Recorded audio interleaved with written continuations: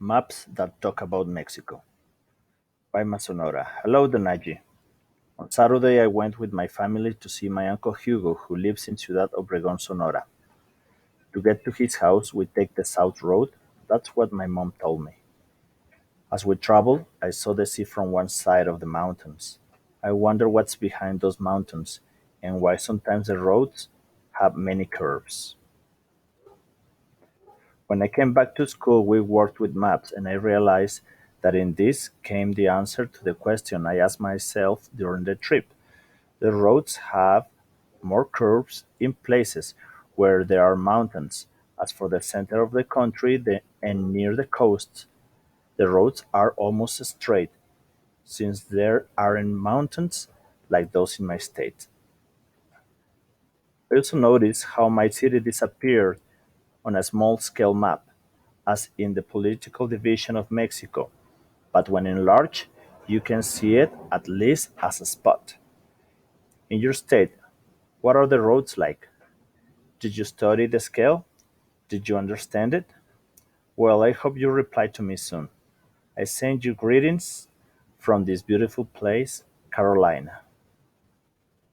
Let's begin. As you just read in the letter, maps allow us to obtain diverse information on the characteristics of a place, its relief, its roads, and its cities. In addition, they have several elements, including the scale. What elements of the maps do you know? What information can you get from them? Let's learn more. The same way that you learned to read text, you can learn to read maps. To begin, you must know, read, and interpret their elements. The elements of the maps are a few: compass rose, symbols, scale, and coordinates. Search for these elements in the map below.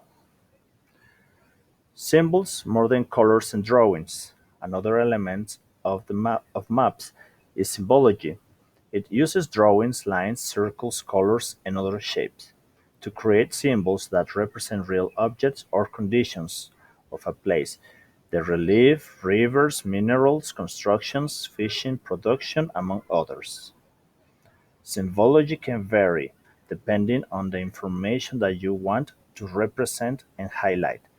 Some describe the information with colors, but others use graphs, for example, maps of economic activities.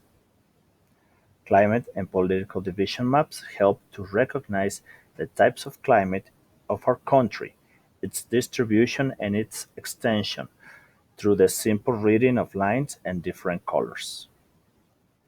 Scales, what are they for? To continue reading the maps, it is necessary to learn what a scale is. Do you remember that Carolina wrote that her city does not appear on a small scale map?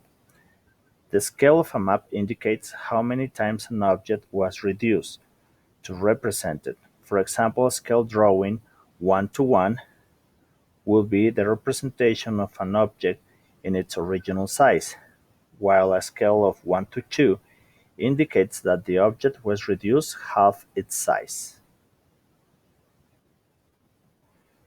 The reduction is represented by the number to the right of the scale after the column.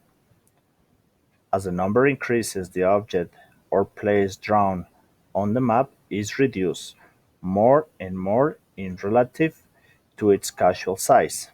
A greater reduction allows to represent more surface, so therefore, the larger the number on the scale, the area represented is greater, and objects or places are seen with less and less detail. It is called a small scale, which represents large surfaces with, with little detail. The large scale is used to represent countries, less extensive regions or areas with greater precision and detail than on small scale maps.